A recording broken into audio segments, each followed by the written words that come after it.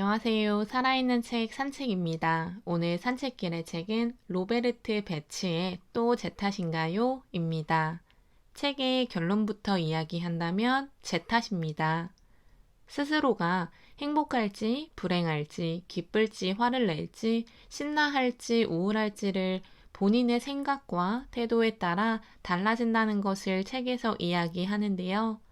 물론 살아가는 과정에서 자신을 힘들게 하는 작가가 지칭하는 또라이 천사들이 있지만 그런 사람과의 만남 속에서도 결국 내 선택이 내 삶을 만들어간다고 합니다. 저자인 로베르트 베츠는 독일에서 가장 사랑받는 심리학자 중 한 명이라고 합니다.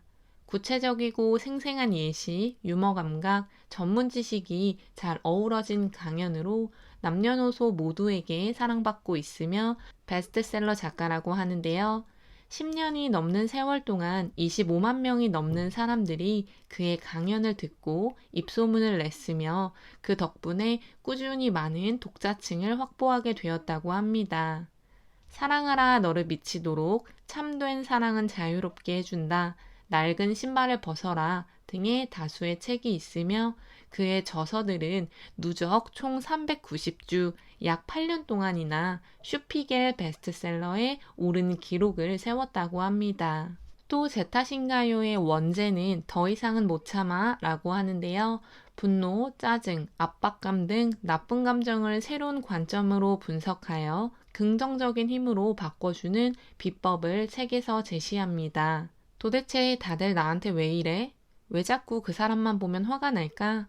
화가 난 것도 내 탓이라고? 이렇게 화낸다고 뭐가 달라질까? 더 이상 나를 건드리지 말아줘. 내 마음은 이제 나를 위해 쓴다. 이렇게 6장으로 구성되어 있으며 저자도 이야기하고 있지만 항상 화가 날 때 우리는 자기 자신보다는 누군가를 탓하거나 상황을 탓하거나 나를 화나게 하는 것을 찾으려고 노력한다고 합니다. 결국 나를 화나게 하는 것은 내가 만든 감정이고 내 안에 어린아이가 존재하기 때문에 그 어린아이가 감정적으로 반응하는 것이라고 합니다. 살아가면서 저 인간은 나랑 상극이야. 상사 때문에 회사 가기가 싫어. 그 사람은 진짜 왜 이 세상에 존재하는지 모르겠어. 머릿속에 대체 뭐가 들어있는 걸까? 등의 이야기를 한 번쯤은 해보지 않았을까 합니다. 아닌 분도 있을 테지만 내 심기를 건드리는 사람을 앞서 말씀드린 것처럼 저자는 또라이 천사라고 이야기합니다. 또라이 천사의 등장으로 우리는 나쁜 감정을 내 안에서 만들어낸다고 하는데요. 이 또라이 천사는 부모님이 될 수도 있고 자녀가 될 수도 있으며 배우자가 될 수도 있고 애인이 되기도 합니다. 저자는 감정을 상하게만 하는 이해가 안 되는 이런 사람들을 또라이라고만 부르고 싶겠지만 그들은 우리의 인생에서 아주 중요한 사람들이고 가장 믿어야 하는 사람들이기 때문에 천사를 붙였다고 합니다. 천사를 붙인 또 다른 이유는 우리가 내면에 가지고 있는 부정적인 감정들이 그들로 인해서 드러나지만 결국은 그 감정들을 내가 만든 것이며 내가 만든 것이라는 것과 부정적인 감정을 느끼고 있다는 것을 인정하고 그 감정을 변화시키려고 노력할 수 있게 시작할 수 있도록 해주는 사람들이기 때문에 바로 또라이 천사라고 부른다고 합니다. 이 책을 읽기 위해서 나는 이제 평화롭게 살 거야. 행복하게 살 마음의 준비가 됐어.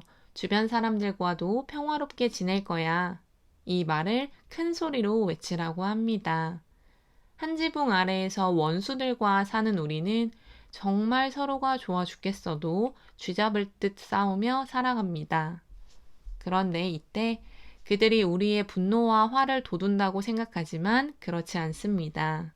우리의 화는 스스로가 만든 분노이고 본인이 만든 짜증이며 자기가 느끼는 무력감이라는 것을 알아야 합니다. 마찬가지로 누군가가 나에게 화를 낸다면 그 화는 상대방의 문제입니다. 그리고 부정적인 감정이 생긴 것을 스스로 인정해야 한다고 하는데요. 어쩌면 인정하는 것이 가장 힘들 수도 있겠다는 것을 이 책을 읽으면서 저는 느꼈습니다. 수용하고 인정한다면 그것을 변화시키기 위한 단계는 훨씬 수월하지 않을까 합니다. 또라이 천사들을 변하게 하기에는 내가 아닌 다른 사람들을 변하게 하기 위해 쉽지 않다는 것을 우리는 잘 알고 있는데요. 당연한 말입니다. 내가 유일한 존재고 나만의 인생을 사는 것처럼 그들도 이 세상의 유일한 존재고 그들의 인생을 살고 있기 때문입니다. 따라서 그들을 보면서 화가 난다거나 부정적인 생각만 한다는 것은 내가 결국 나를 힘들게 하는 것인데, 내가 나를 사랑한다면 그들에게 괜한 기대를 갖지 않아도 되고, 내가 진정으로 원하는 인생을 살아가고 있다면 또라이 천사들에게 도움은 받을 수 있지만 그들이 내 인생을 좌지우지하게 만들지 말아야 한다고 합니다. 또한 상대방의 부정적인 부분, 상대방의 마음에 들지 않는 부분은 결국 내가 그런 부분을 가지고 있던 적이 있었기 때문이라고 하는데요.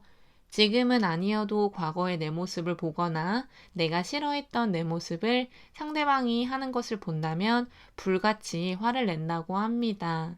그런 감정과 행동은 당연히 서로에게 좋지 못하다는 것을 이야기하고 있습니다.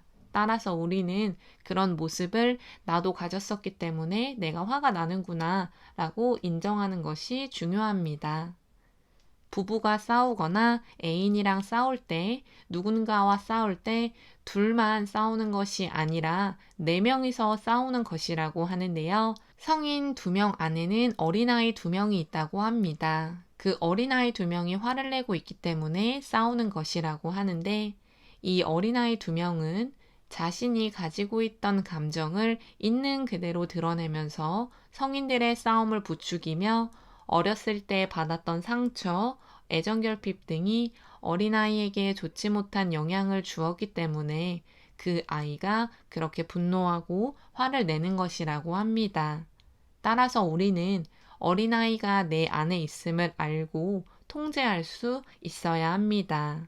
저자는 주변의 적들이 사라지는 4단계의 질문을 이야기하고 있습니다. 이 질문들을 통해 자기가 가지고 있는 부정적인 감정, 갈등, 자기의 부족들을 우리는 파악해야 합니다. 또라이 천사가 자신에게 어떤 감정을 일으키는지, 또라이 천사가 어떤 행동을 할 때 화가 나는지, 또라이 천사의 모습이 자기에게도 있다고 느낀 적이 있는지, 과거에 또라이 천사와 비슷하게 행동한 사람이 있는지를 천천히 하나씩 물어보라고 합니다.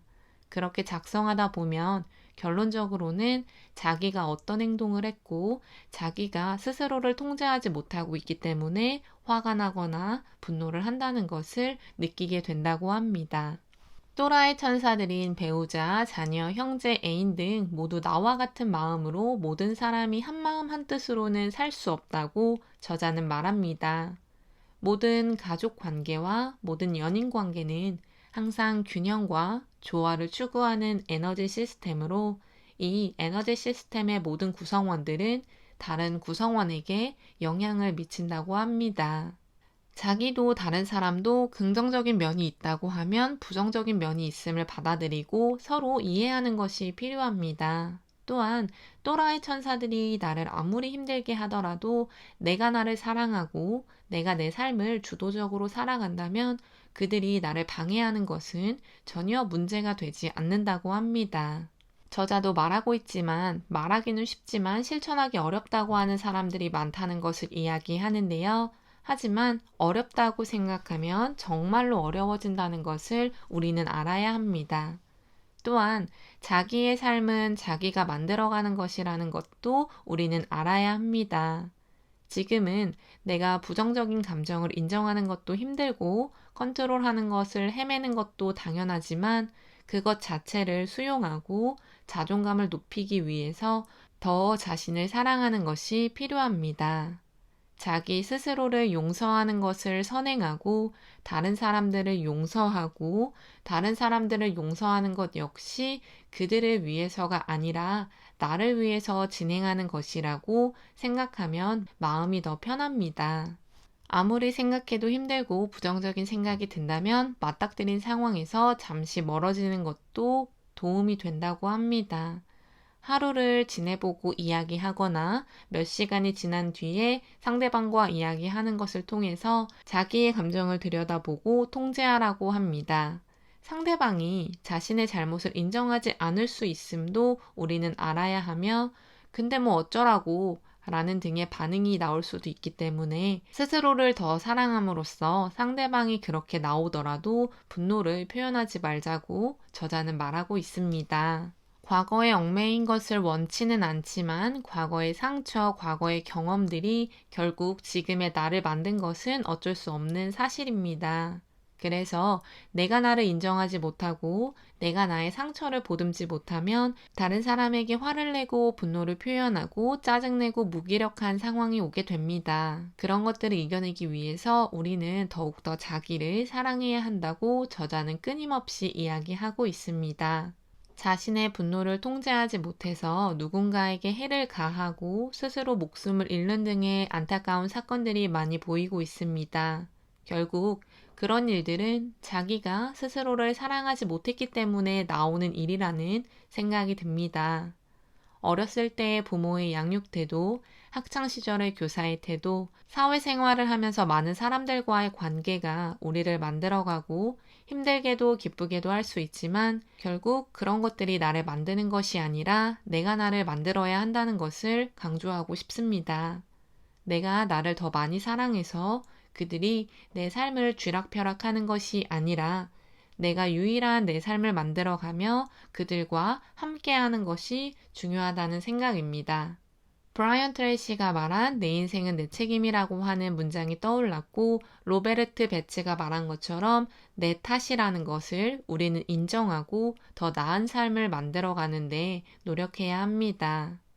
오늘 산책길의 책은 로베르트 베츠의 또 제 탓인가요? 였습니다. 감사합니다.